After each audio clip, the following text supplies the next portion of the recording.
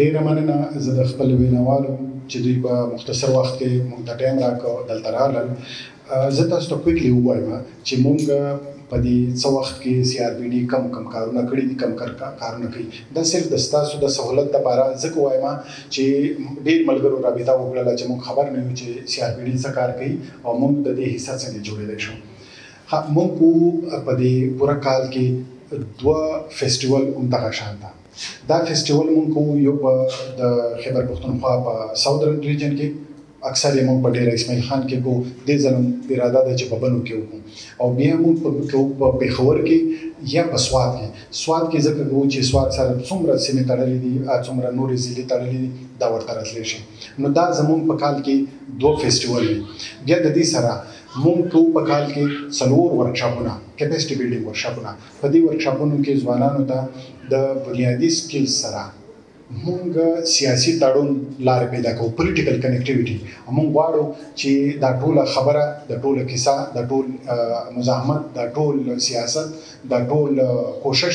دا بغیر به کنیکټیویټي نه، ځان له نه کېږي. هر یو ضلع ځان له کار نشي کولی، هر یو پښتون ځان له کار نشي کولی. دا به په کنیکټیویټي کوو. د دې لپاره موږ 3 ورځې دا راغونډوو. ځوانان یو 25 هلکان جینکۍ. نو دا یو سکیل بیس پروګرام وي، د دوی ته ورکو او کوشش کوو چې دوی په خپل منځ کې یو اشنایي پیدا شي او خپل سیاست د کم ګوند سره چې تعلق لري نو دا په مخته په ښه انداز کې وړی شي. د سیاسي ګوندونو خلاف چې څومره پروپاګنډې په پاکستان کې شوي دي، د دې ماتولو کوشش کوو، او بیا چې مات کو دې ځوانانو ته دعوت ورکوو چې د خپلې خوښې ګوند ته لاړ شه او هلته کار وکړه. دا د سی آر پي ډي کار دی. یو بل کار دا کوو چې موږ کوشش کوو چې په دې خیبر پښتونخوا کې څومره ضلعې دي، څومره تحصیلونه دي، څومره کلي دي، هر ځای ته ورسو او هلته سټډي سرکل وکړو. سټډي سرکل د دې لپاره کوو چې کېدای شي موږ ته په جلسه کې ډېر اخراجات پکار دي، ډېر کار پکار وي، ډېرې روپۍ پکار وي چې موږ جلسه راوړو، ډېر وخت پکار وي. ځکه چې په جلسه کې هم بیانیه خورو، ځکه چې په جلسه کې هم د وطن د امن خبره کوو. نو موږ وایو چې په سټډي سرکل کې په ډېر لږ وخت کې، لږ وسایلو کې ډېر زر کار کېدای شي. نو بار هم کېدای شي. په یو کلي کې په یو وخت کې 8 سټډي سرکل کېدای شي، خو جلسه یو کېدای شي. نو موږ د جلسې په اهمیت وایو چې دا ډېر مهم دي، خو ورسره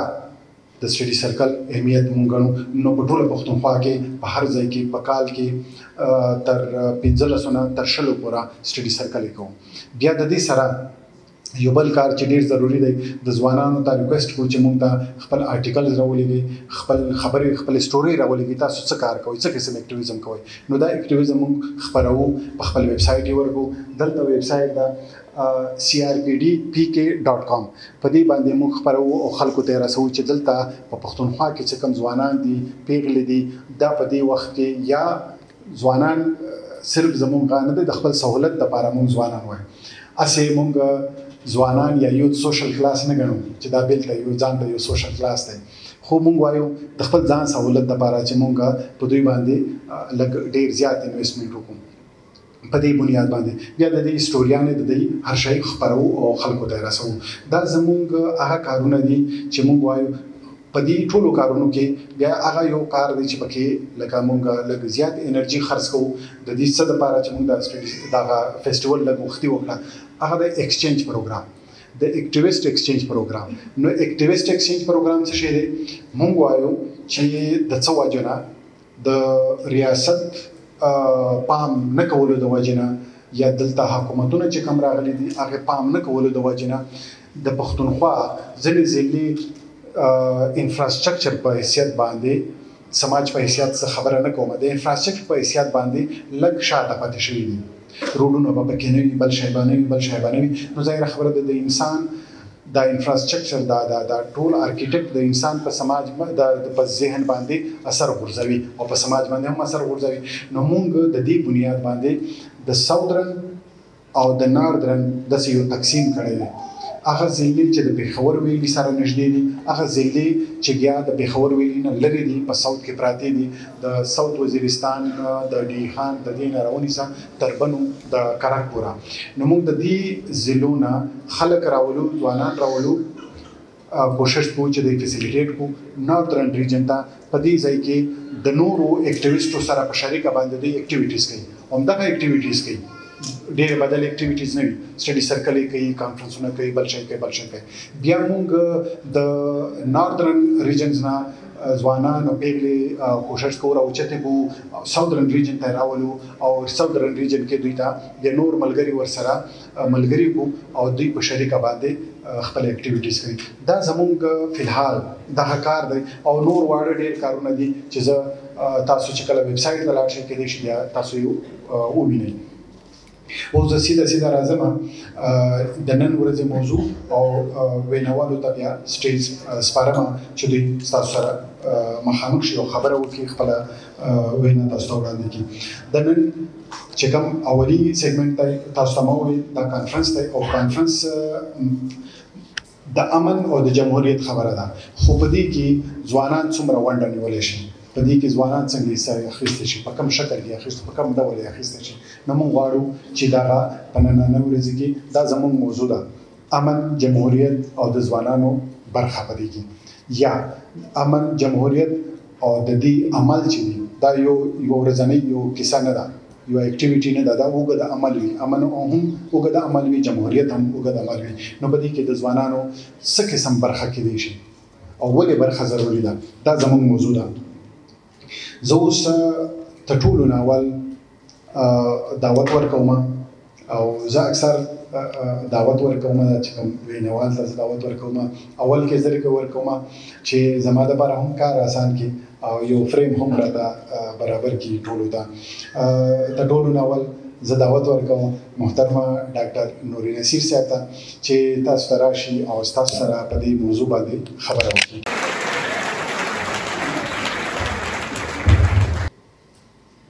Zainab, we have made this one concession that although it's a festival,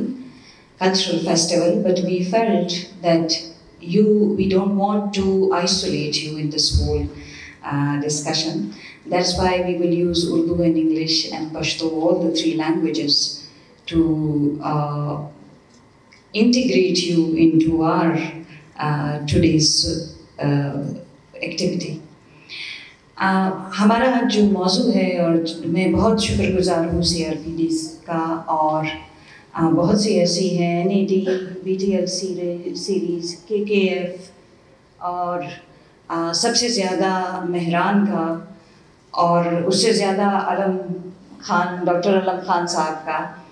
इनसे भी बहुत अरसे के बाद मुलाकात हो रही है। अनफॉर्चुनेटली बदकिस्मती से हमारे जो जवान हैं, नौजवान नस्ल जो है या इवन हम लोग जो हैं, हम अपनी जो रिवायात हैं उनसे दूर हैं, इसलिए हम जंग का शिकार हैं और इसलिए हम जमहूरियत पर भी नहीं यकीन करते हैं। इसलिए हम लोग समझते हैं कि हमारे मसलों का हल सिर्फ जंग है। थोड़ा सा अगर मैं आपको पश्तून सोसाइटी और कल्चर की तरफ लेके जाऊं तो सबसे पहले हम शुरू करते हैं कि हमारे कल्चर का 3 बड़े सतून थे, हुजरा, गुदर और जमात। हुजरा वो जगह होती थी जहाँ मर्द बैठ के आपस में जितने भी फैसले होते थे या कोई भी अहम बातचीत होती थी उस पर वहाँ करते थे। गुदर वो ख़वातीन की वो जगह होती थी जब ख़वातीन मिलके ना सिर्फ पानी भरती थी बल्कि जो इश्यूज़ होते थे उस पर भी बात करती थी। और जमात, चूँकि हम हैं एक रिलीजियस सोसाइटी, तो जमात में हम जाके गुदर और हुजरे की बातें शेयर करते थे। लेकिन अनफॉर्चुनेटली हुआ क्या, हम लोगों ने हुजरा को सिर्फ वो स्पेस बना ली जहाँ पे कुछ एक ख़ास तबका अपनी मेहमान नवाजी कर सके, जबकि ये मेहमान नवाजी के लिए नहीं होता था। हुजरा वो जगह होती थी, वो स्पेस होती थी जहाँ पे जवान, हमारे बुजुर्ग, हमारे मशरान, हमारे कशरान बैठ के आपस में बातचीत करते थे और हमारे कशरान अपने मशरानों से सीखते थे। और फिर जब अशर की ज़रूरत होती थी, अशर कहते थे एक साथ काम शेयर करने की। ये पश्तो का वर्ड है, लेकिन हम शायद हमारे बच्चे अब जानते भी नहीं हैं कि अशर होता क्या है। अशर वो होता था जब किसी की क्योंकि वहाँ मैन पावर की हमेशा ज़रूरत होती थी, हमारे पास कोई लेबर नहीं है। इस पश्तून सोसाइटी की सबसे खूबसूरती ये थी कि ये बाद में आया, ये जो क्लास डिवीज़न है ये बाद में आई। हम सब मिलके काम करते थे। अगर किसी एक आदमी को कहीं सैलाब में घर गिर गया है, कोटा गिर गया है, तो वो उसके साथ सब मिलके आपस में काम करते थे। अभी तो अगर किसी के घर में ड्रोन भी होता है तो हम पूछने नहीं जाते हैं।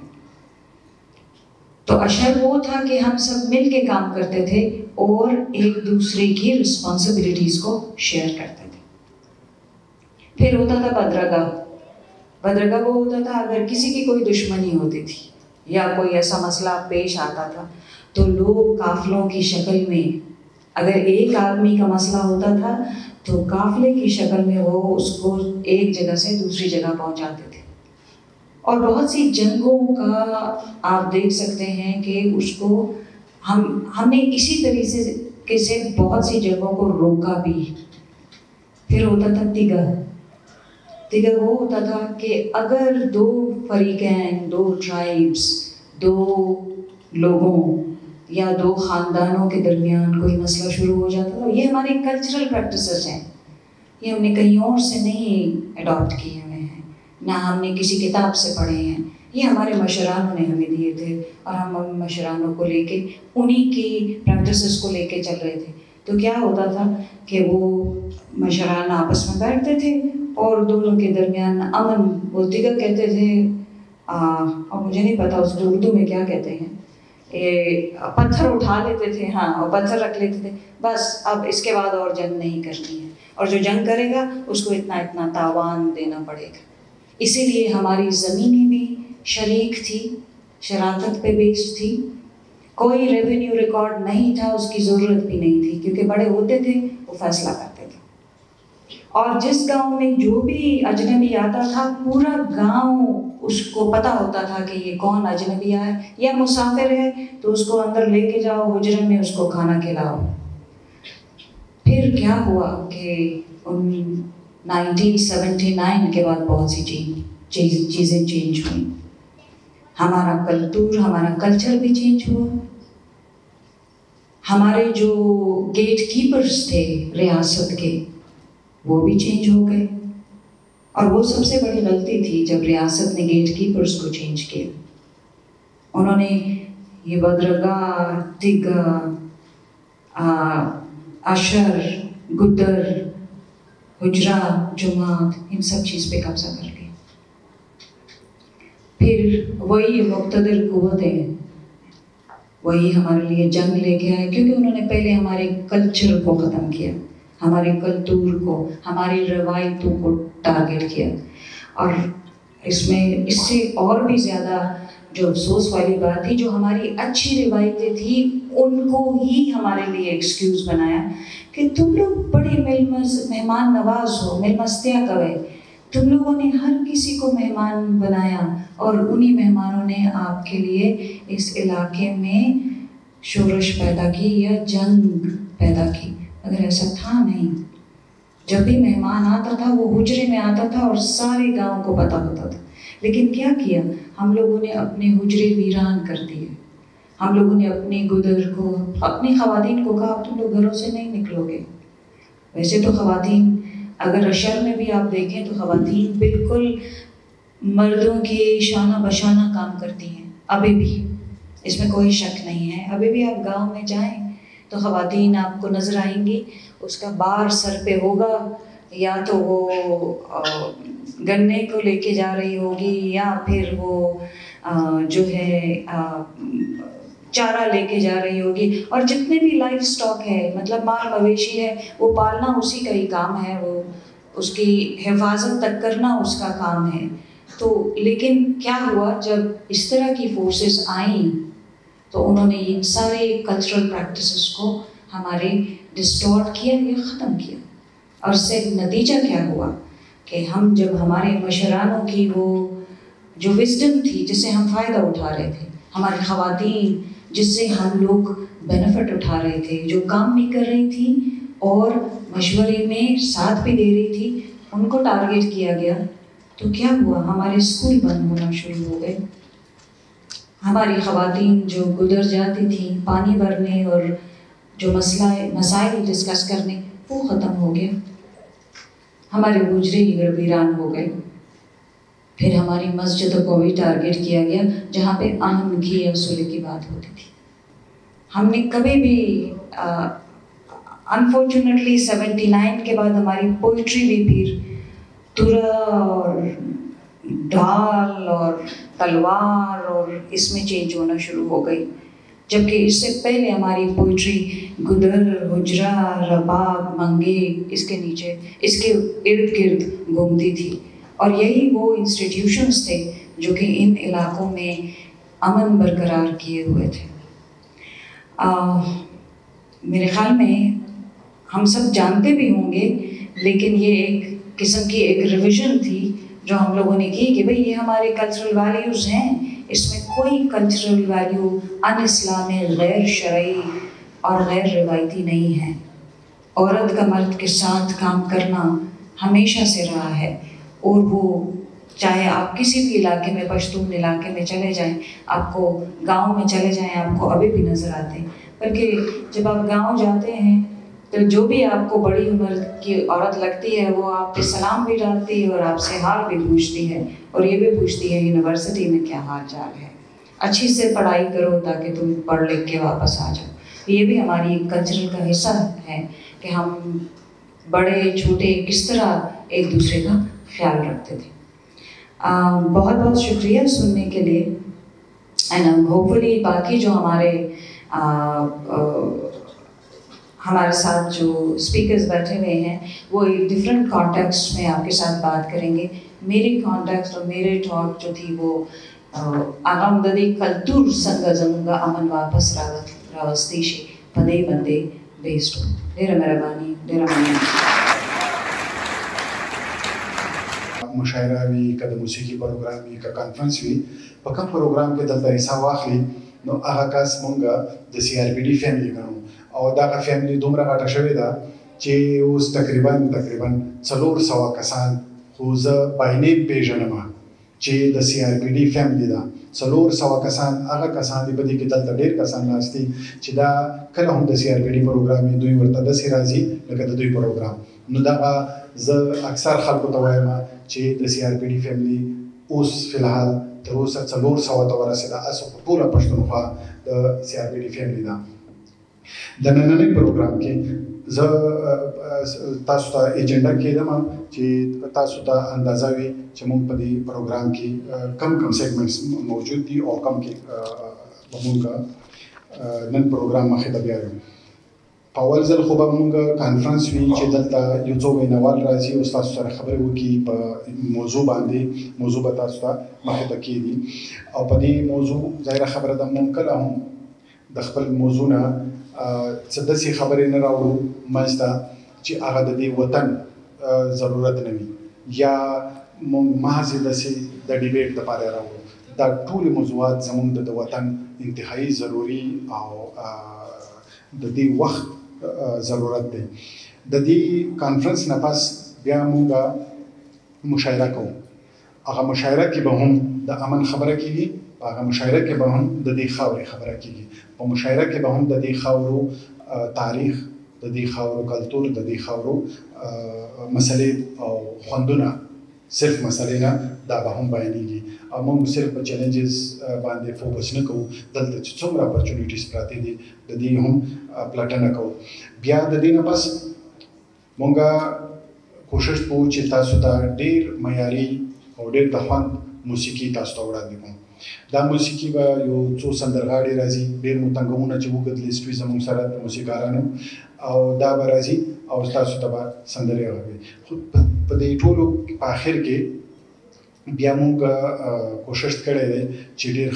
राज नम रटुल करी दी और दे तम रिक्वेस्ट करे तासु राशि दा अतन परफॉर्मेंस हो गई नो जवाड़मा चिदा जवानान बचता लीड कई और तासो टूल बार पकी हिस्सा आखिर और जब पकी हम हुआ नो मुकाबला बको चिसो अतन कोलेशन जमुन सारा मुकाबला की दाजमुन दनन उरजी प्रोग्राम पूरा बयान था उस तासो तो चमावी ची CRPD दल तपदी खावर की कार की दा बता सोवाय मा और मेलमाना नूर हमरा आलम खुद स्तासो पे इजाज़ा बांधे खपल वेनावाल यूजर स्टेज तारा वारमा नुबिया बखबरा मख्ता बुजू तो टोलो नावल जमुन सारा दलता पदी नननी प्रोग्राम की चिदा वेना बकई जमुन सारा मौजूद है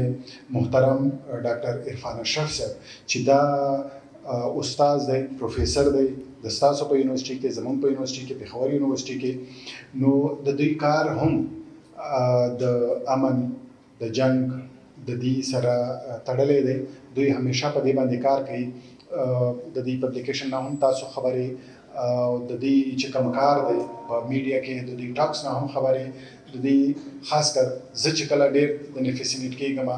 द एकेडमिक कार सरा सरा द दी स्टेटिस्टिक्स खासकर द वारंटियर मुतालिक दाडीर करेक्टली हमेशा द बारा और बिया द अमन लारे चिदी दा हम पैदा करी और मुंगे अक्सर भी टीम गान बांधे हम और कॉन्फ्रेंसों के हम एकेडमिक कॉन्फ्रेंसों के जो दावत वर्क वो डॉक्टर इरफान अशरफ साहब था चिराशी दलता खपले चौका संभाल मनना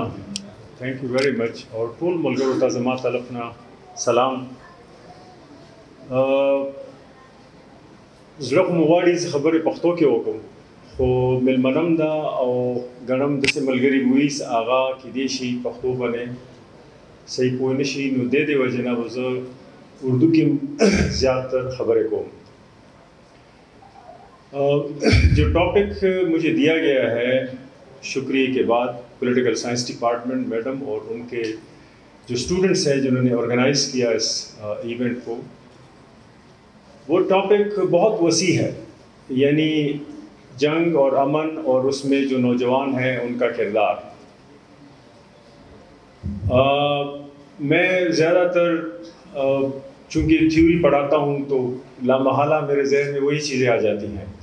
तो एक तो मैं ज़्यादा से रिक्वेस्ट करूँगा कि वक्त का ख्याल रखें मुझे नहीं पता मेरे पास कितना टाइम है ऐसा ना मैं बहुत ज़्यादा टाइम ले लूँ तो मुझे आपने खबरदार करना है टाइम के हवाले से ठीक है अच्छा तो मुख्तसर बात की कोशिश की है देखें तीन चीज़ें ज़रूरी हैं एक तो किसी भी चीज़ के लिए कंसेप्चुअल अंडरस्टैंडिंग बहुत ज़रूरी है कि अमन और जंग कहते किसे हैं दूसरी बात यह है कि अमन और जंग के लिए माहौल कैसे साजगार किया जाए तो स्ट्रक्चरल चेंज की ज़रूरत होती है सिर्फ चेंज की नहीं तीसरी बात यह है कि ऑन्टोलॉजिकल आज के वक्त में आज के तकाज़ों के मुताबिक अगर हम चेंज की बात करें तो चेंज हमेशा नौजवानों से इबारत होती है एक्टिविज़म से इबारत होती है एनर्जी से इबारत होती है तो आपका रोल इसमें बहुत बुनियादी है थ्योरी की जब कंसेप्चुअल बात करें पहले उस पर मैं आऊँगा तो थ्योरी और कुछ नहीं है सिर्फ 24 घंटे को ऑर्गेनाइज करने का नाम है हिस्टोरिकली यानी 8 घंटे आप सोते हैं ये थ्योरी का हिस्सा है जो हम काउंट नहीं करते 8 घंटे आप काम करते हैं वर्क एक्टिविज्म है और 8 घंटे आप राह चलते हैं घर जाते हैं सौदा सल्फ लेते हैं रिफ्लेक्शन है तो जो सोशल रिलेशंस ऑफ प्रोडक्शन है यानी ज़िंदगी को इंसानी हवालों से तरतीब देने का जो अमल है सोशल रिलेशंस ऑफ प्रोडक्शन उनमें इन 24 घंटों में ये 3 काम ज़रूरी हैं सोना सोचना और अमल करना लेकिन इसका मतलब ये नहीं है कि आप हायरार्किकल सोचें और कहें कि ये 3 चीज़ें तरतीब के साथ होती हैं नहीं एक काम में भी तीनों चीज़ें हो सकती हैं बाज़ लोग काम करते हुए भी सो लेते हैं बाज़ लोग सोते हुए भी काम करते हैं मैंने खुद देखा है अपनी ज़िंदगी में तो इसको कुछ लोग कहते हैं मिसाल वो कह रहे हैं कि एक्शन के दौरान भी रिफ्लेक्शन होता है इसको लोग कहते हैं रिफ्लेक्शन इन एक्शन कुछ लोग कहते हैं नहीं एक्शन के बाद भी रिफ्लेक्शन होता है रिफ्लेक्शन ऑन एक्शन तो कहना यह है कि आप हायरार्किकल में सोचें मुताला पाकिस्तान की तरह कि पहले हम पाकिस्तानी हैं या मुसलमान हैं, या पहले राजा दायर जो है ना वो इंसाफ में था या मोहम्मद बिन कासिम। नहीं, इस तरह नहीं होता। एक अमल बैक वक्त ये तीनों हो सकते हैं या इसका हिस्सा हो सकते हैं। थ्योरीज पे बहुत से हासिल बहस करती है लेकिन डिवाइडेड बहुत ज़्यादा है। मैं 3 थ्योरेटिकल एस्पेक्ट बताऊंगा। अब सारे पॉलिटिकल साइंस के स्टूडेंट हैं, आपको पता है इसका। एक इसका जो ज़्यादा अमल हमें मिलता है वो लिबरल थ्योरी है हमारे सामने। मिशेल फूको एक फ्रेंच फिलोसफर रहा है, अगर वो अपने आप को फिलोसफर नहीं समझता लेकिन हम समझते हैं उसको, और मैं उसको ज़्यादा यूज़ भी नहीं करता और ज़्यादा अच्छा भी नहीं समझता, लेकिन वो मेरे आइडियोलॉजिकल चीज़ें हैं। लेकिन उसकी बात बड़ी इंपॉर्टेंट है कि मॉडर्न जो इंसान है वो 300-400 साल उसकी शायद एज है। यानी इसका मतलब ये नहीं है कि वो पैदा 300-400 साल में हुआ है, लेकिन यूरोपियन तारीख में जो मॉडर्निटी है या उसके नीचे जो अहयाउल हुलूम हुए हैं, रिनाइसेंस वगैरह, उसने आज के इंसान को बहुत कुछ दिया। हमारे अलूम ज़्यादातर वेस्टर्न सिविलाइजेशन और अफकार से मुतासिर हैं। मैं भी उन अफकार का मारा हुआ हूँ आपके सामने। तो वेस्टर्न सिविलाइजेशन में या लिबरल थ्योरी का एक बड़ा कलीदी रोल है ज़िंदगी की चेंज के हवाले से, ज़िंदगी को समझने के हवाले से। कल्चर और नर्चर का जो इम्तियाज़ करती है, मैं तफसील में इसलिए नहीं जाऊंगा कि आप पॉलिटिकल साइंस की स्टूडेंट, आपको पता है कि इंसान किसी वक्त में जंगल में था, फिर जो है ना वो नर्चर की तरफ आया, उसने गांव आबाद किया क्योंकि उसका पार्टनर जो था वो उसके लिए बोता था ज़मीन, एग्रीकल्चर, वो शिकार के लिए जाता था। लेकिन सब सरप्लस उसने अगले दिन का खाना स्टोर करना सीख लिया उसके पार्टनर के बदौलत, जो एग्रीकल्चर करती थी, या मतलब जेंडर रोल आ गया इसमें। तो सेटलमेंट्स बस गए, आबादियां बस गई, और इन आबादियों की बुनियाद पर आपने देखा आपके पास पूरे अलूम हैं, हॉब्स, लॉक, रूसो और एडम स्मिथ, रिकार्डो, और नीचे तक आते रहे मार्क्स तक। उनका नजरिया ये है कि अमन और जंग दोनों इंसानी फितरत या इंसानी माशरों के हिस्से हैं। सोशल रिलेशंस ऑफ प्रोडक्शन में दोनों काउंट होते हैं। और फैसले किस बुनियाद पे होते हैं? रियासत का कॉन्सेप्ट या मार्केट का कॉन्सेप्ट बुनियादी स्ट्रक्चर्स हैं जो तरतीब देते हैं इंसानी ज़िंदगी को। फिर जहां पे कंफ्यूज हो जाते हैं, कैलकुलेशन इनकी काम नहीं करती, फिर कहते हैं invisible hand of the market. यानी एडम स्मिथ कह रहा है कि जहां चेंज की बात आ जाए और कैलकुलेशंस काम न करे, फिर कहते हैं ये इनविजिबल हैंड है। आप लोग कहते हैं खुदा बरकत आ चाहिए तिजारत के, या फिर जो चेंज होगा वो पॉलिटिकल चेंज यानी रियासत के नुक्ते नज़र से चेंज आएगा माशरे में। तो ज़्यादातर ये पॉलिटिकल थ्योरीज हैं और ज़्यादातर ये चेंज की भी बातें पॉलिटिक्स के थ्रू आती हैं। इसको रिफॉर्म कहते हैं हम, यानी इंक्रीमेंटल जिंदगी में तब्दीली और अच्छाई। यानी कोशिश ये करते हैं कि मिडल वे हो, न जिंदगी अमन है न ये जंग है, इसके दरमियान इंसान कौन सी ऐसा रास्ता रखें जो गोल्डन मीन हो। यानी ये फिर ग्रीक फिलोसफर्स तक इस लिबरल थ्योरी की रूट्स जाते हैं। अरिस्टोटल मिसाल गोल्डन मीन की बात करता है, बीच का रास्ता। तो रिफॉर्म्स की बात यानी चेंज थ्रू रिफॉर्म्स। लेकिन साथ में अगर आप देखें क्रिटिकल थ्योरी जो मार्क्स से इबारत है, वो कह रहे हैं कि नहीं, जिंदगी है ही जंग और जिंदगी है ही क्लास वार। तो इसमें कोई रिफॉर्म नहीं है। जो तबका चाहता है कि वो दूसरे को डोमिनेट करे, वो पूरे वसाइल यूज करके दूसरे को डोमिनेट करेगा। तो उसने फिर कहा बोर्जुआ तबका और वर्कर्स, प्रोलेटेरिएट की उसने बात की। इसको हम कॉन्फ्लिक्ट थ्योरी कहते हैं। मैं नहीं कहता, लेकिन आपका अलूम लिबरल थ्योरी के अलूम इसको कॉन्फ्लिक्ट थ्योरी कहते हैं। तीसरा एक और कॉन्सेप्चुअल अपैरेटस आया जिसने हमारी अंडरस्टैंडिंग डेवलप की वॉर एंड पीस में, वो कल्चरल वॉर्स का कॉन्सेप्ट है। यानी सैमुअल हंटिंगटन ने जो थीसिस दिया कल्चरल सिविलाइजेशनल जो कॉन्फ्लिक्ट्स हैं उनका 90s में। अब इसका मतलब ये नहीं कि इससे पहले कोई ऐसी बात थी नहीं।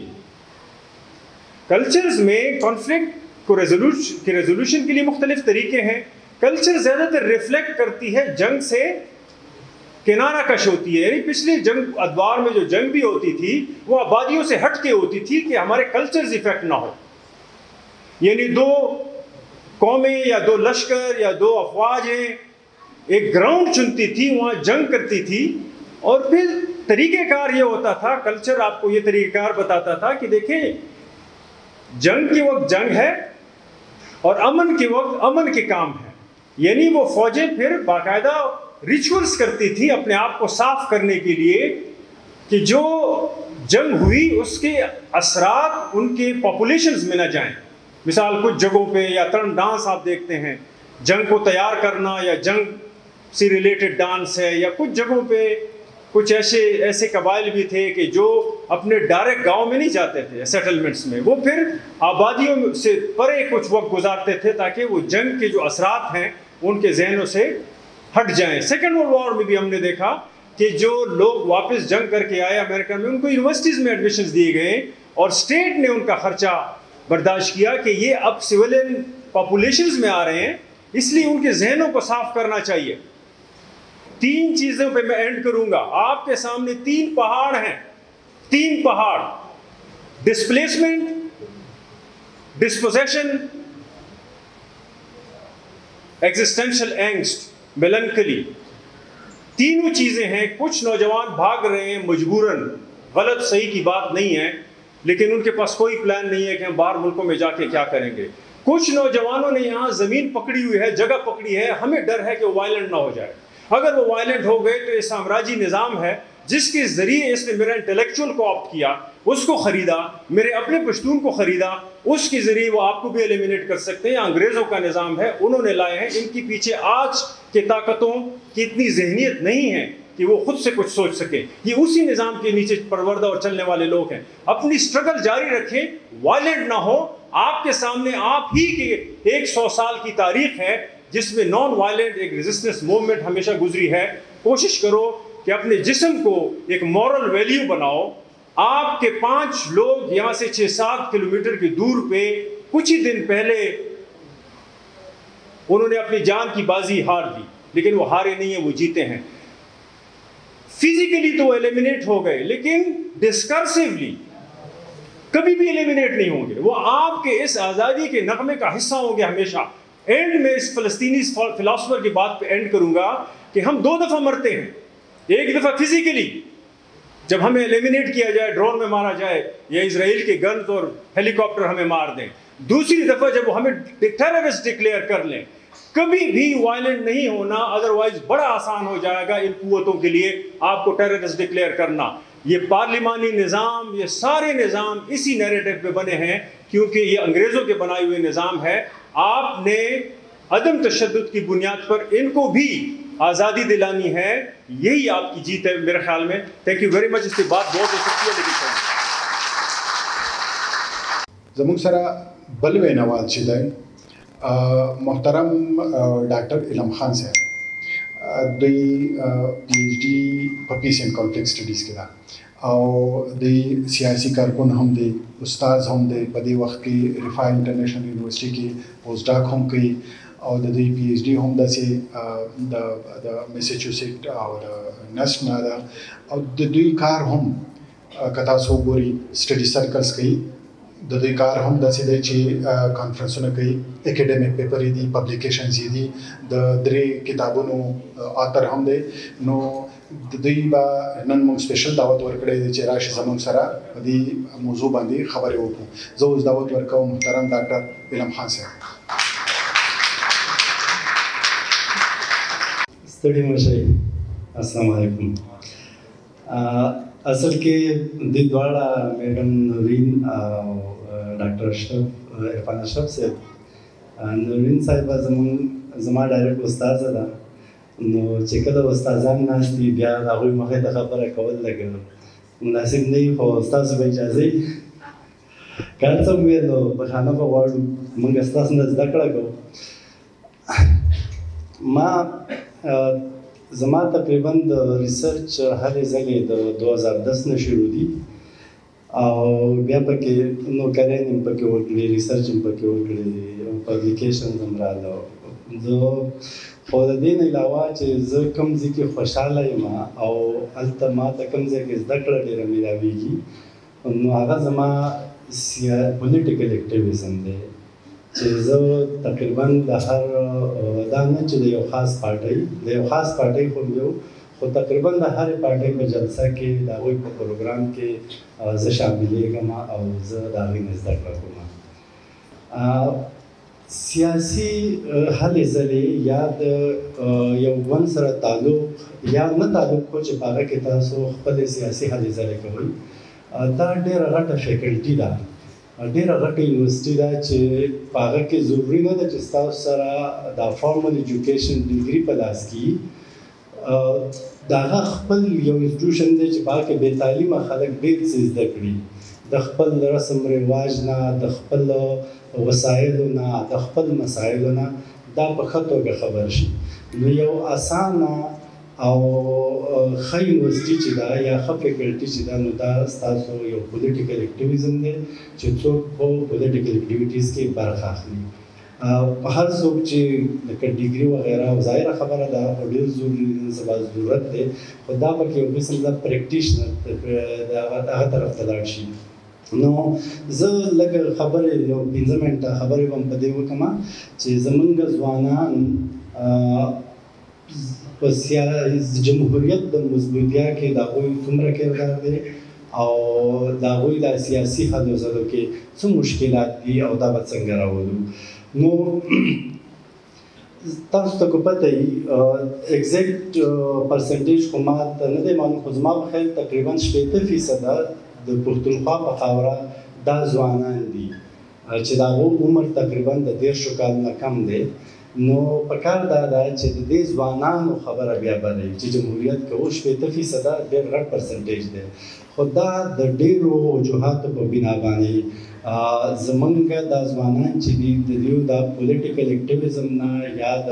سیاسي چې کومې هلې ځلې دي د دوی نه د دې نه موږ تېښته کوو، د دې نه موږ شاته ځو. نو په دې کې لکه یو خو ده چې زمونږ په دې خاوره باندې د ډېر وخت د راسې دا سیاسي پولیټیکل انسټیبیلیټي ده چې د هغه په وجه باندې موږ ته ډېر مسایل جوړ شوي دي. یو پکې دا دی چې دا سیکورټایزیشن اف پولیټیکل اکټیویټیز استاد محترم ناست دوی دا سبجیکټ دی دوی به ډېر خبرې درته وکړي بیا چېرته. نو دا دا پولیټیکل اکټیویټیز یا پولیټیکل اکټیویزم چې دی دا موږ ته سیکورټایز شوی دی. سیکورټایز شوی څنګه دی؟ هله بچې هلته مزه دماکي کېږي، دې جلسې ته مزه خرابی دي،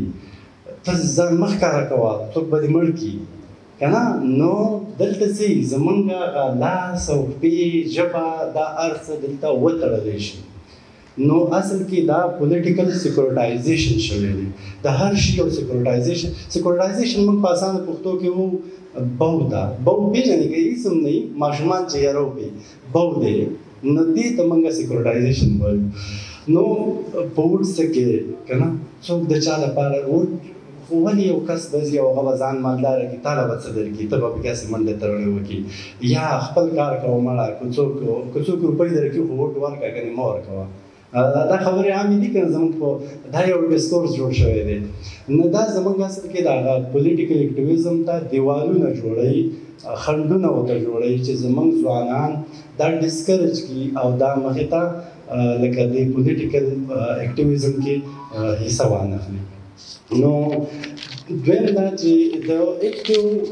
بل زموږ لکه ټرن آوټ کو تاسو دا سیاسي کله الیکشن کېږي نو زموږ په دې خاوره باندې زما په خیال دا اوس چې ریسنټ الیکشن شوی او دا 17% په دې دا بای الیکشن چې کوم شوی آی ډونټ نو 17 یا میکسیمم 30% ته لاړ شي 30% ته. نو 30% ټرن آوټ الیکشن کې لکه دا بیخي عجیبه خبره ده. نو دې نه زموږ تاسو د پولیټیکل اکټیویزم هغه اخلي. بیا موږ دا ګیله کوو چې زموږ مسایل سیوا دي. نو څنګه چې ما ستاسو ته ولرز وکړو چې پولیټیکل اکټیویټیز کې څوک حصه اخلي هغه به د خپلو مسایلو د خپلو وسایلو نه خبري هغه که تعلیم یافته فارمل ایجوکیشن هغه کړی که نه کړی خو هغه به خبري نو چې زموږ ټرن آوټ 15% او 30% وي نو موږ به د خپلو مسایلو او د خپلو وسایلو نه څنګه خبر شو. نو یو دا دی. بل لکه زمونږ دې دپاره د ځوان څه رول پکار دی یا ځوان څنګه مونږ یو پروسس ته د ډیموکرټایزیشن پروسس ته اچولی شو. نو یو خو دې دپاره دا اکټیو سټیزنشپ پکار دی. سټیزنشپ عام طور زمونږ په د مشرانو ته به ډېره پته وي په یوروپ امریکا کې په سی وي کې باقاعده لیکي سټیزنشپ لکه دا مونږ چې کوم کوو لکه پارټي په پولیټیکل پارټیسپیشن په جلسې نو په هغه کې باقاعده لیکلي چې ما په پلانکي ځای کې جلسه کې حصه اخیستې ده، زه په دې پروسیجن کې یم، زه په دې ولنټیر کار کې یم که نه. نو د په الیکشن کې دا اکټیو سټیزنشپ په الیکشنو کې خپل ماشومان خپل کشران په خپله بالکل د دې نه مه منې کوئ، مه کوئ چې هغه په کمپین کې حصه اخلي او هغه په د الیکشنز کې هم حصه اخلي. کوم چې احتجاجونه کېږي د خپل د هغه د ترقۍ دپاره ښه انکریج کوئ خپل ماشومان. اولنۍ بښنه غواړم څومره دې نه خو تاسو ته اندازه شوي چې اولنۍ سپیچ دلته ډاکټر نور نسیم وکړو زموږ استاده ده. نو د دې ځوان نه زما مراد هلکان جنکۍ ټول دي. اوس دغه خبرې زما په اکسپلینیشن ته پکې ضرورت هم نشته دی. خو دې نه نو خپل ماشومان زنانه نارینه ټول په پولیټیکل اکټیویزم کې چې حصه اخلي.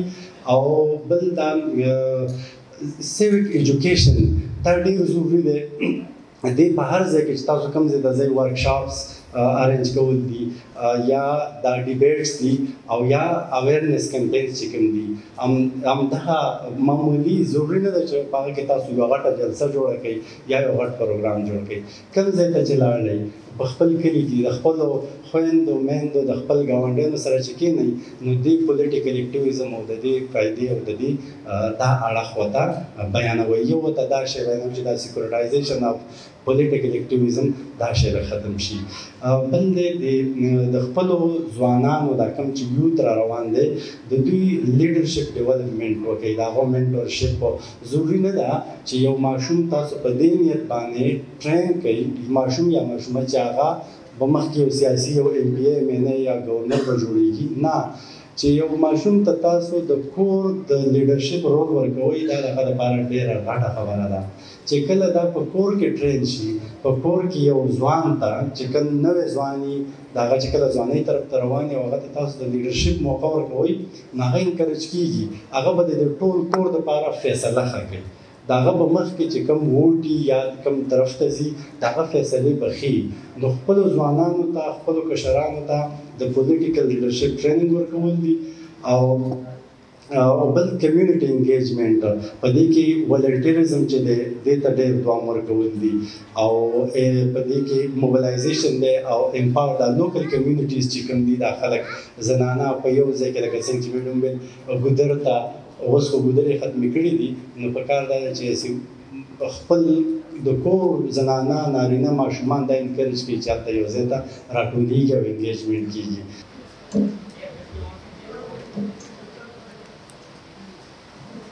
ما ته د خپل نظر د زور شو درک لالیا ممتاز لالی ما ته د خپل نظر د زور شو درک لالیا تش مې در وکتل او ځان شو د نورک لالیا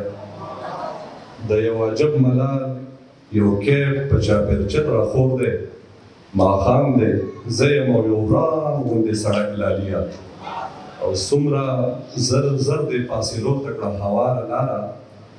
څومره زر زر د فاصلو ته کړه هواره لاره په دعاګانو مې ورو ورو زیاتېږي شک لالیا. موږ سره صرف دغه درې مېلمانه دي. زاهد نجیم صاحب که راغلی وي او زما غږ اوري نو بیا د سټیج ته راشي مېلمنو تر څنګ د کرسۍ سنباله کړي چې زه بېنوا ستا په در ولاړه یم زه بېنوا ستا په در ولاړه یم وګوره زخمي ځګر ولاړه یم زر راته راوګوره پرېوځمه اوښکه د بڼو په سر ولاړه یم او تا ته وایم ای د میخانې ساقي جام راکړه د وره بهر ولاړه یم. ډېره محترمه حسینه ګل کاکا خیلې صاحبې ته بله مونږ راشي موږ سره خپل کلام شریک کړي ستاسو د لاسونو په سر کې زه ډېره زیاته مننه کوم د ټولو ګډونوالو د مشرانو چې ماته دا درنښت راکړی دا ویاړ یې راکړی چې تاسو سره مخامخ ولاړ یم او بیا په سټیج باندې د خپل ګران او محترم ډاکټر عباسین یوسفزي په اجازه ستاسو په وړاندې خپل یو څو شعرونه وړاندې کوم. دا جنګ پرسته د شر بوی ترېنه ځي دا جنګ پرسته د شر بوی ترېنه ځي غیر غمازان دي پښتانه بیلوي لاسونه دواړه مې چاپېر کړل ترېنه ما نه دې دا سړی څوک نه بیلوي دا جنګ پرسته د شر بوی ترېنه ځي دا جنګ پرسته د شر بوی ترېنه ځي غیر غمازان دي پښتانه بیلوي لاسونه دواړه مې چاپېر کړل ترېنه ما نه دې دا سړی څوک نه بیلوي. دا د غزلو نه مخکې دا دوه مصرې او ستاسو په وړاندې غزلې د خمارونو تر ګلرنګه مې کدې پورې وه د خمارونو تر ګلرنګه مې کدې پورې وه زندګي څه وه خو تر دې او تر هغې پورې وه د خمارونو تر ګلرنګه مې کدې پورې وه زندګي څه وه خو تر دې او تر هغې پورې وه د ماشومتوب او لیونتوب وختونه څنګه ښه وو استاد جي د ماشومتوب او لیونتوب وختونه څنګه ښه وو هر وخت به منډه ستا د لار او تر کوڅې پورې وه د ماشومتوب او لیونتوب وختونه څنګه ښه وو هر وخت به منډه ستا د لار او تر کوڅې پورې وه او خدایه په لوی وطن مې سپین څادر د امن خور کې خدایا په لوی وطن مې سپین څادر د امن خور کې دغه دعا مې ستا د سترګو تر کعبې پورې وه خدایا په لوی وطن مې سپین څادر د امن خور کې دغه دعا مې ستا د سترګو تر کعبې پورې وه او نوره خو ټوله زندګي د وخت په رنګ تېرېده نوره خو ټوله زندګي د وخت په رنګ تېرېده د محبت سیالي د ژوند د یوې شپې پورې وه نوره خو ټوله زندګي د وخت په رنګ تېرېده د محبت سیالي د ژوند د یوې شپې پورې وه او د مکمل ختم ثواب زموږ نصیب کې نه و د مکمل ختم ثواب زموږ نصیب کې نه و زما او ستا ناسته تر نیمې سپارې پورې وه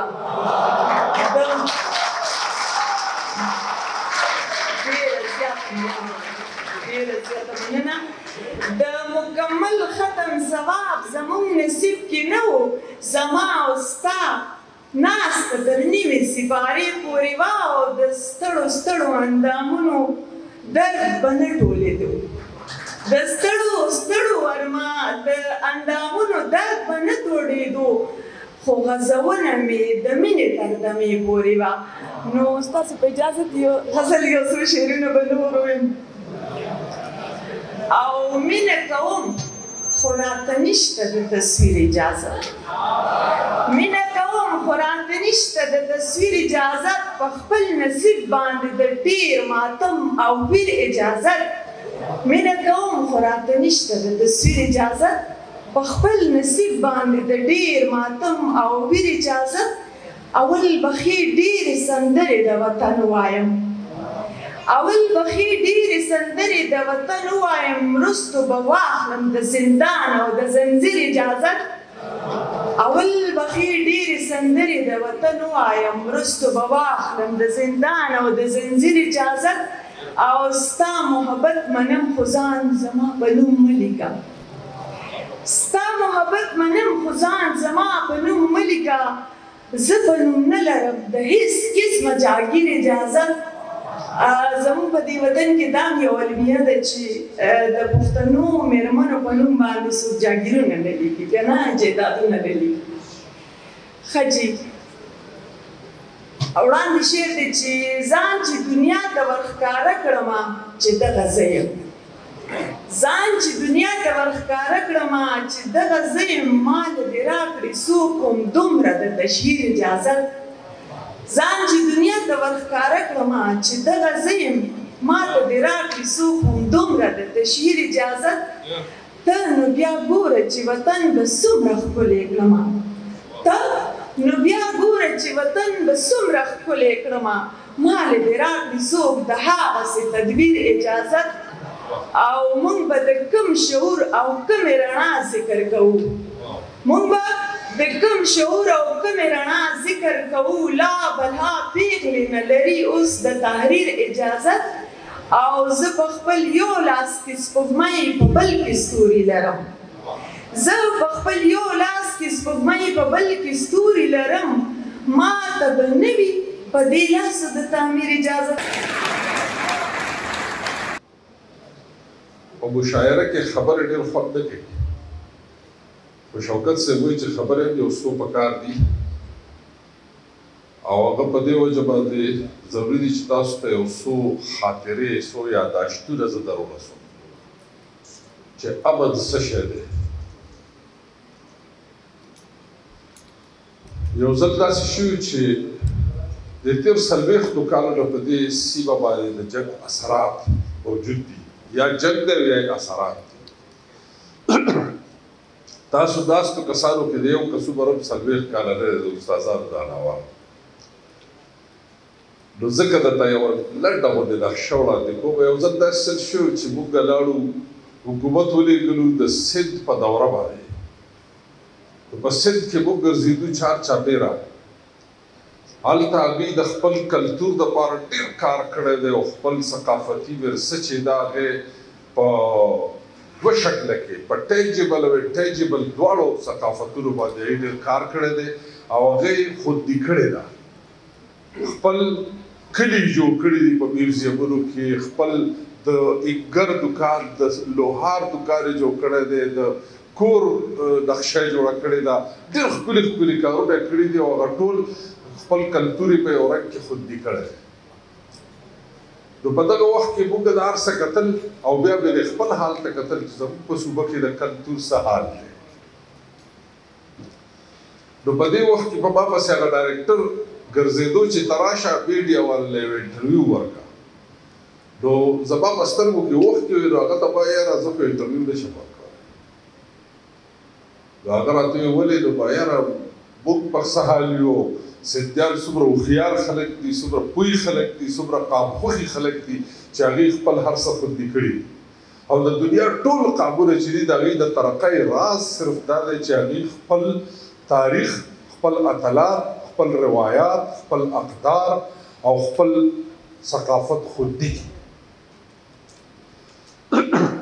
بیا چې دغه موقع چې تېره شوه نو څه موده پس زه دوبۍ ته پیښو برو په دوبۍ کې که تاسو څوک تللي دوبۍ مال کې فوارې چې دي نو هغه د موسیقۍ سره ګډېږي نو هلته د موسیقۍ سره فوارې ګډېدې نو پای کې لږ وخت دپاره تیاره شي په تیاره کې هغه موسیقي روانه او هغه فوارې او اوبه ډېر په ښکلي رنګ کې ګډېږي نو په هغه وخت کې بیا ماله جړا راغله نو ما نه ملګري تپوس وکړو چې ولې نو ما ورته وویل یاره په دغه ورځو کې په افغانستان کې به هغه رقص مرده یو څیز و چې د بړي په دې بلا په دې تیر کې به پټرول واچول او بیا به ورته تیلی ورته کوه به ګډېدو بړی نو ما ورته وویل چې زموږ په سیمو کې خو بړي ګډېږي او دلته اوبه ګډېږي دا څومره خوشبخته خلک دي الله دې وکړي چې زموږ په وطن کې امن شي زموږ مدرسې زموږ سکولونه زموږ پوهنتونونه زموږ مکتبونه موږ ته وران شو او خلک دا ګیله کوي چې یاره پښتانه چې دي دا جنګیالي دي نو چې سبق نه وایي علم نه حاصلوي کاروبار ټپ ولاړي روزګارونه نه وي خپل کور پرېښودو ته یو بني ادم مجبور شي نو هغه به نور څه کوي خو ډوډۍ دپاره هم که په جنګ کې ډوډۍ وي نو ډېر خلک په جنګ کې لګیا دي ځان له ډوډۍ ګټي امن چې دی دا د ټولو د ضروري څیز دی جنت چې موږ یادو نو جنت کې به امن وي په جنت کې به سکون وي په جنت کې به قرارۍ او دغه قرارۍ چې دی دا چې وي نو ټول کارونه په اسانۍ کېږي موږ خو د عمر په داسې برخه کې یو چې دا شاید چې زموږ د غلطو نتیجې چې تاسو یې زغمئ امکان لري چې زموږ د غلطو نتیجې چې دا راتلونکي نسلونه یا موجوده نسلونه دي برداشت کوي دا ارزه خو ستاسو سره علم دی پوهه ده قلم دی دنیا ته ګورئ چې دنیا څه کوي خلک وایي چې وطن دی د پښتو چې په خپله که نه پوهېږي نو دنیا ته ګوره چې څه کوي هغه کوه نو چې دنیا ته تاسو وګورئ دنیا چې دا هغې ترقي په څه کړې ده هغې خوشحاله په څه دي تاسو هم هغسې کوئ زه شعرونه وایم وخت نه اخلم او د دغه دور شعرونه ته وایم په کوم دور کې چې دا دردونه تېر شو دا غمونه تېر شو امن وږمه د ګلاب امن وږمه د ګلاب جنګ د سور اور په شان وي قامونه ریبي نفاق لکه د لور په شان وي د محبت د خولې نه داسې اواز راخیږي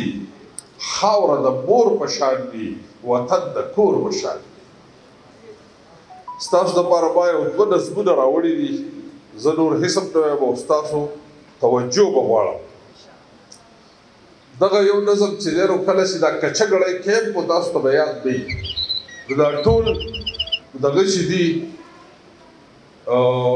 مهاجر چې کوم راغلي وو د بره نه هغه ټول په دې کچه ګړی کیمپ کې پراته وو او ماشومانو به په دې ډیرانونو کې ځان لري عزت لټاوه نو یو سحر په دې پوهنتون کې زما کور یو سحر د ور ټلی وغږېده زه چې بهر ووتم نو یو ماشوم ما ولیدو نو د هغه په لیدو باندې دا نظم باندې کړی د دې نظم نوم دی بېنومه د دې نوم دی بېنومه ای په شلېدلي شان تمبو کې اوسېدونکې ګله ای پرستان ته د غارونو نه راتلونکې ګله چې په کړک ژمي کې مې ستا لیدل ټټر باد کي داسې څوک شته چې ستا د خوار نصیب نظر باد کي خپیم لخپی په سرتور سر بوجۍ په غاړه ګرځي په یره یره د بنګلو په یره یره د بنګلو په غاړه غاړه ګرځي په ډیرانونو کې د رزق پلټون سر یې په هلاکت کې پلټنه د ژوندون سر یې راته انسان وحشي ښکاره شي چې تا ووینمه دا زړه مې غوس غوس شي اره شي چې تا ووینمه راته د جنګ یو وحشتناک شالید تصویر جوړ شي د روح دنیا کې مې غوغا جوړه شي ویر جوړ شي ستا په ورکوټي مخ چې لا د ماشومتوب سوري دي لا د په سترګو کې د مور د بیتوب سوري دي په هر یو وره کې سر ښکاره کې چې ګند شته دی که نه درته د نفس لکه تنور لمبه لمبه دی که نه څوک چې دې ورټي نو زر ترې ډوډۍ غواړې په وړه خوله باندې وړه وړه روپۍ غواړې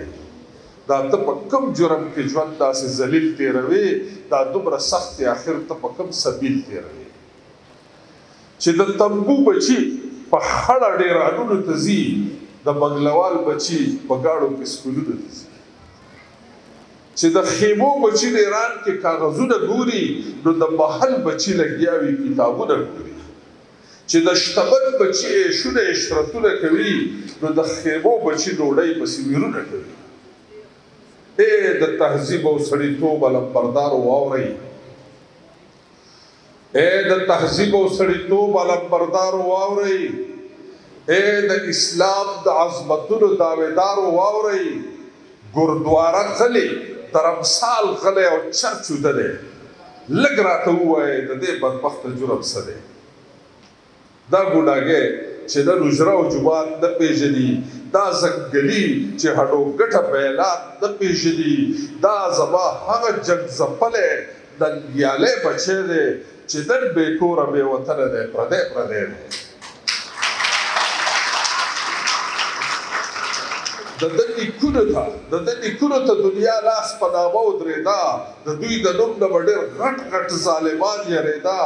جنګ د سړګانو کې دا خوار لکه چې دخ پیتي شو زما بچیو په پردو تیلو کې لاړ ستی شو د ماشومانو د تعلیم سراخوانان چېرته دي د انسانانو د صحت څوکیداران چېرته دي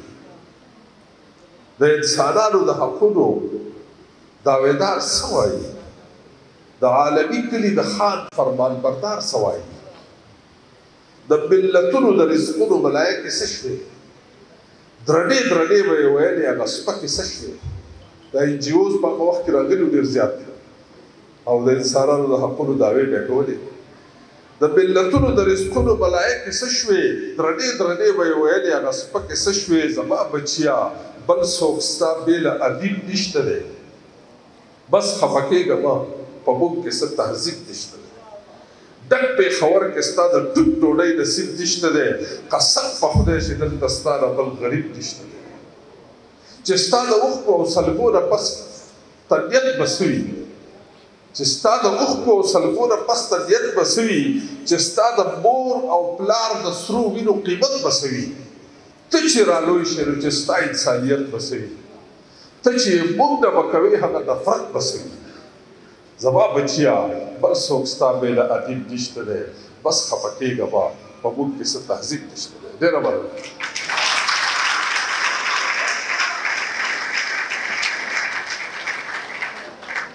دا یو بل وړوکی غوندې نظم دی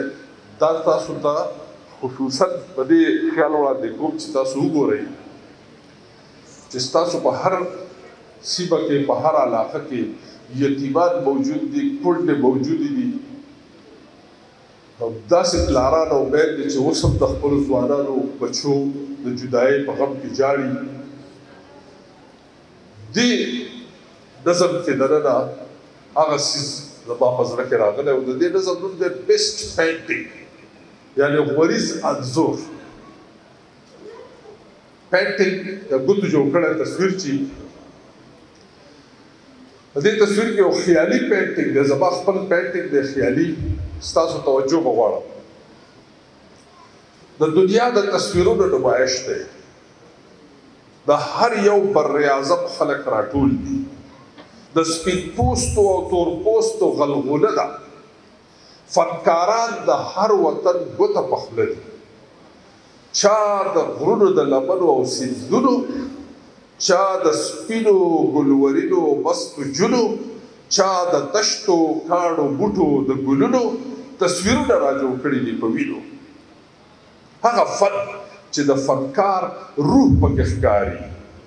ټول حیران ګوته په خوله رنګونه څاري چې په دې کې یو تصویر ته مې نظر شو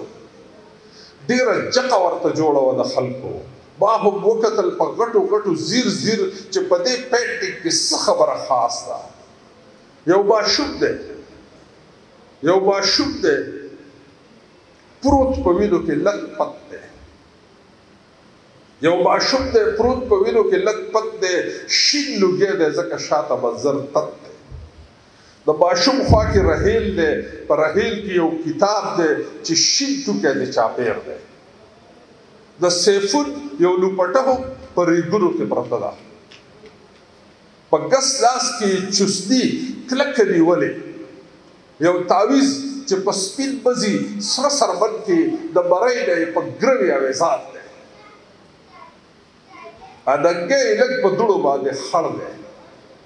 اډنګۍ لږ په دوړو باندې خړ دی کړاغې سترګې وازه خوله د یرې بڼ دی غبرګ لاسونه یې واز کړي لکه غېږې ته د مور چې هوس کاندي د اوږو او ملا د لاندې د سېزدۍ یو څو لړونه د شګلوړې له پترس کې خټکۍ او پتون لاندې د ورڼي پیس کې ښکارېږي لږه وینه پکې چپ ده سره ټنګرې پرته ده د پښتو په لاندې برید یې یو ګولۍ جوړ کړی غار دی وحشتونه ترې راساسي چې سینه او ډوګه بیل دی د افغانو د منځ لور ته یې د وینو کرښې تلې چې کچه وړه پچۍ یې په سرو وینو لمبېدلې ایله دته ښکارېدله چې تازه سنت دی د کنجکو پیکړۍ د خیخ پې نه د چاپېره د تصویر د فریم د پاسه په لري شان دی او تار کې یو کاغذ را اویزان دی چې د پاسه پې لیکل دي USA Best Painting of the Century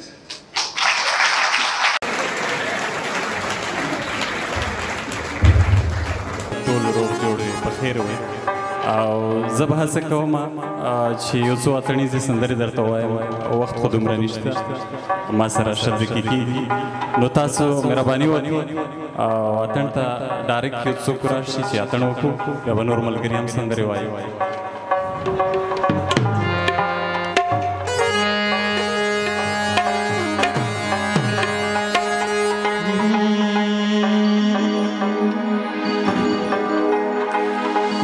زما پختو زما څرمنده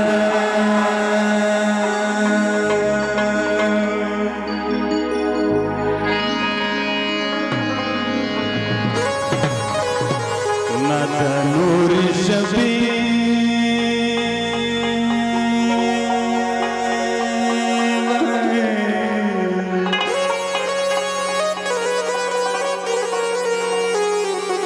او د لباس پوشانتي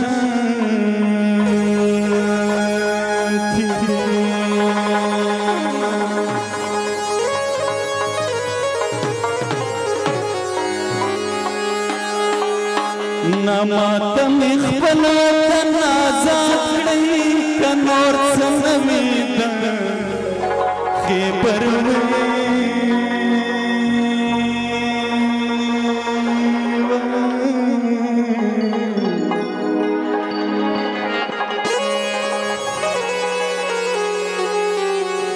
او د خیبر کاڼي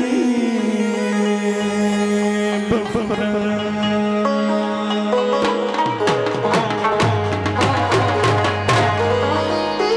پیغلی جن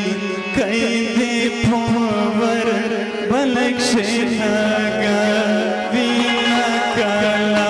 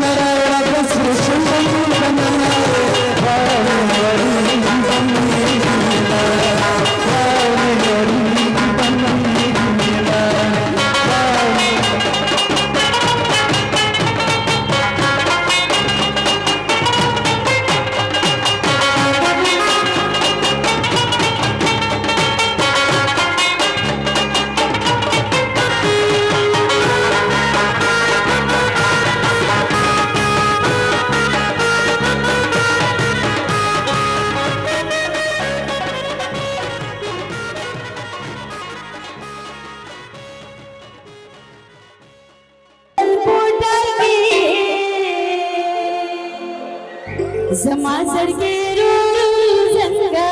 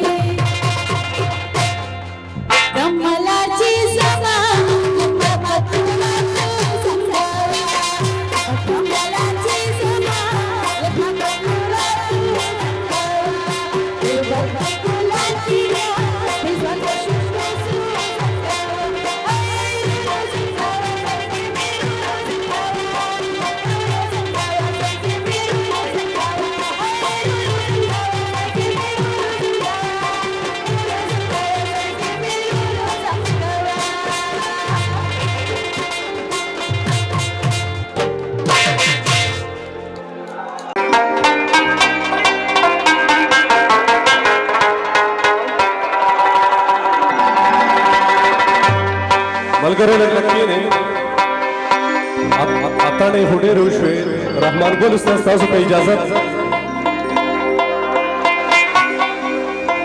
सशो रहमान गुल उस्ताद को इजाजत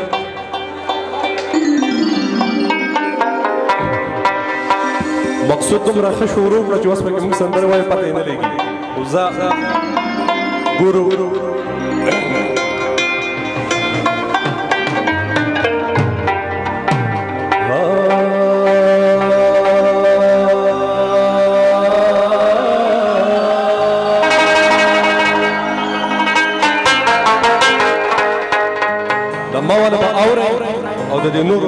बया चगे वसरोगा से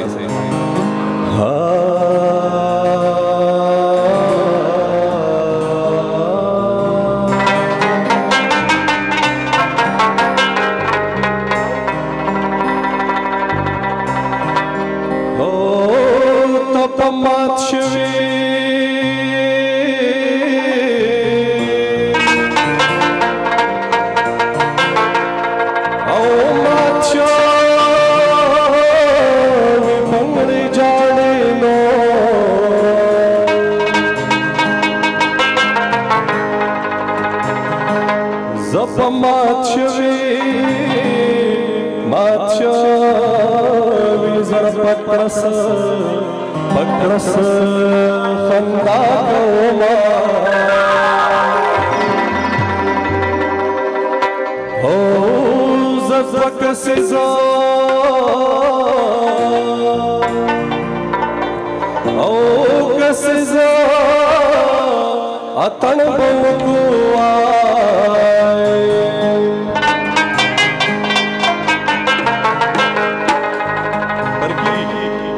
मखी बता औता ये रुस्तज़ा औज़ा दर पसी अमा